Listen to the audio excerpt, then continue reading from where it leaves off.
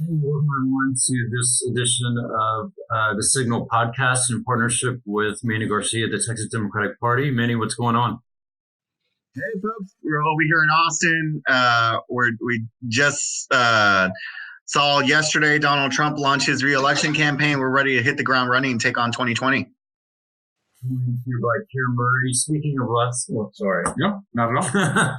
Speaking of last night, Trump delivered some gristly red meat, right, to his base, and sounds like he's running on two main things, at least as of last night: Hillary Clinton and the mainstream media. So, that's a mighty big platform to contend with, I think, in 2020. But that raises the question, Manny, about all these new polls and here coming out, and really about Texas.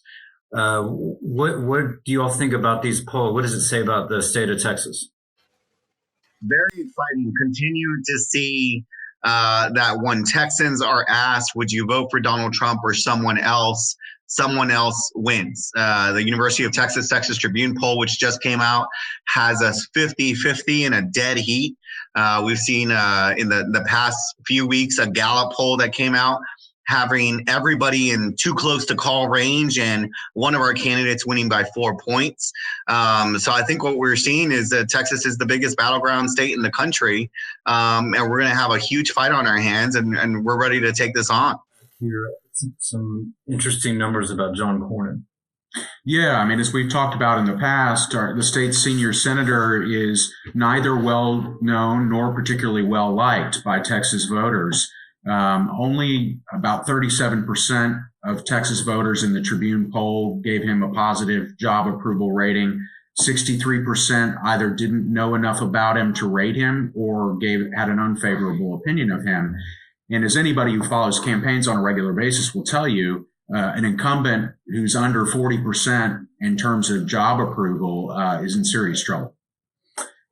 And Manny, you guys have the war room going on again, sort of taking on Cornyn. I guess we added up here one day, he's been in elected office in Texas over 30 years.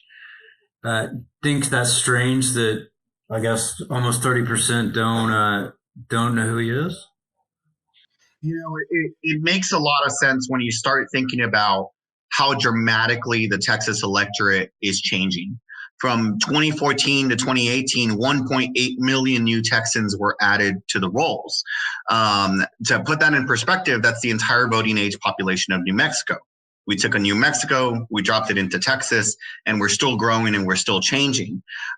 So what we're doing with the Cornyn War Room is making sure that we define John Cornyn now, that we get in front of those folks and that they know that when Donald Trump says something, when Texas is in the crosshairs, what is John Cornyn doing about it? And what they're going to see is that John Cornyn is taking that typical political approach where he's cowering behind Donald Trump. He refuses to stand up to him. And, what's really interesting about that poll, you have this pollster, Darren Shaw, who's at the University of Texas at Austin, generally regarded as a Republican pollster, one of my former professors, actually.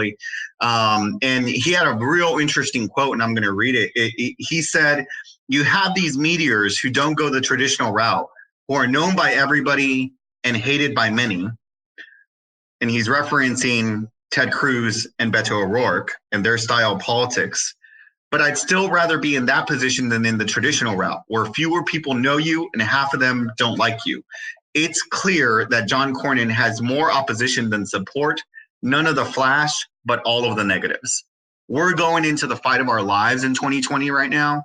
And it seems now that John Cornyn is incredibly weak. And with the ability to take on a presidential race, take on a Senate race, all of our congressional targets, flipping the Texas House, this is the right moment, the right kind of environment to take out John Cornyn. Well, and Cornyn may have a Republican primary opponent. We did some reporting last week from a magazine in D.C. had mentioned Alan West, formerly a congressman of Florida, potentially running for something in Texas. U.S. Senate, it was one of the possibilities. We did some reporting, did a story, did a nice profile on him. right down the middle, and got some reaction, didn't we? We did. A lot of our conservative brethren on social media were big fans of Colonel West, who, of course, gained a national reputation as a congressman from Florida. In a rather lengthy blog post that we reported on, he talked about the fact that the Republican establishment in Florida had essentially sold him out in the redistricting process.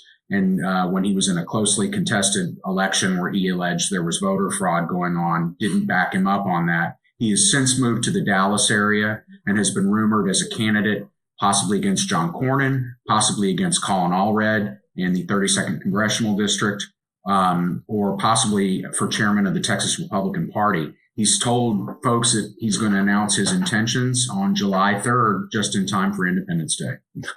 Great, perfect. And the only other thing, I sort of had on my mind, Manny, if you guys, we had some thoughts too, but this is certainly up y'all's lane, and that is the president conveniently, before he made his announcement last night, he also said he was going to round up, quote, 1 million or a million undocumented immigrants next week across the country. Texas, of course, would be at the epicenter or an epicenter of that roundup and deportation. How's that going to play here? Well, it's not going to play well. I think we have seen in the past that Donald Trump's mass deportation agenda is not supported by Texans who have a very real connection to the immigrant community, and understand that every day immigrants and their families are just getting up, they're going to work, they're sending their children to school, they have hopes and dreams just like all of us. They contribute to our communities and our economies. And when you're in a state like Texas that is so intertwined with really partners around the world and partners in Mexico, and you hear Donald Trump saying he's going to go after us, it completely destabilizes daily life. People that are then scared to send their children to school. People are scared to go to work. And then things don't get done. Our economy gets destabilized. And really what this once again shows us is that it is critical that in 2020, we end the Trumpism. That Texas, this big, huge battleground state, stands up and says, we're going to knock Donald Trump out of the White House. And not only that, we're going to carry that all the way down ballot so that all of these apologists and all these people who are complicit with him and this kind of agenda are knocked out as well. And this is the best way that we can actually protect our families. This is the best way that we can advance a fair shot for all. And we all know there's broad bipartisan agreement that it's time for comprehensive immigration reform. And people don't like this style of politics. And that's all Donald Trump is selling. First round of Democratic presidential debates are next week.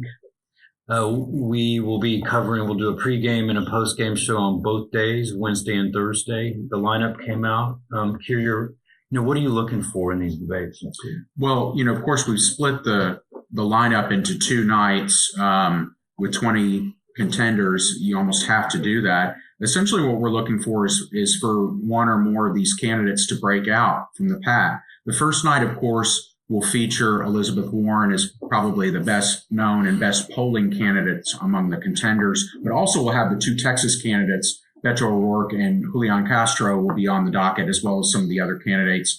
An opportunity for one or more of them to distinguish him or herself from the rest of the field. The second night will include, of course, Joe Biden, Bernie Sanders, Kamala Harris, and a lot of the other well-known candidates. And my suspicion is night two will be more about Biden, who's the sort of early front runner in this process. And folks are going to probably try to knock him down a peg, would be my guess. At the party, are you guys, we were talking the other day about President Trump trying to, tweet and scramble and attack our candidates as they're debating. I wonder if we have a plan, not here in Texas, but nationally, to deal with that. Yeah, I think what I've heard from our national partners, and really it's important here as well, is that above everything, unity is important, right? And I think I have a lot of confidence in the slate of candidates that we're going to be seeing, that they're going to keep it on the issues. They're going to be, not getting into personal attacks, not letting Donald Trump divide us. We all know that's what he wants, right? Like he wants to split a wedge between the Democratic movement right now, the progressive movement. And we know that if we stick together, no matter who our nominee is, that if we get together after this primary process, that we make sure that this primary process is a constructive one, that it's about, how do we best guarantee a fair shot for families? How do we come together and make sure that to stop Donald Trump?